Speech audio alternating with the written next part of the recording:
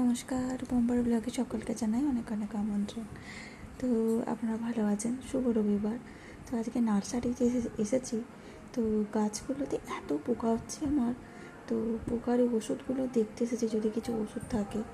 তো পিপলিতে, এটা হচ্ছে পিপলি, মানে বাস স্ট্যান্ডের কাছাকাছি।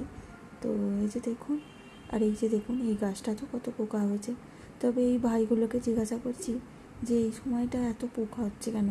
বলছে যেহেতু এখন তো আবহাওয়া পরিবর্তনের সময়, যেহেতু শীত আসছে, ওই জন্য এখন গাছালিতে নাকি পোকা আসবে। তো এই যে পোকার জন্যেই নাকি এদের ফুলের স্টক নেই, সমস্ত ইনডোর প্ল্যান্টগুলোই ওরা এনেছে। বলছে এখন স্টক আসবে না, কারণ গাছগাছালি প্রচুর নষ্ট হয়ে যাচ্ছে পোকার জন্যে, আর কেউ নিতেও চাইছে না। ওই জন্য এখন সব এই সবই আছে, পাতাবাহারের গাছ। তো সেটাই মনে হলো একটু আপডেট দিই, আজকে জন্য এতটুকুই।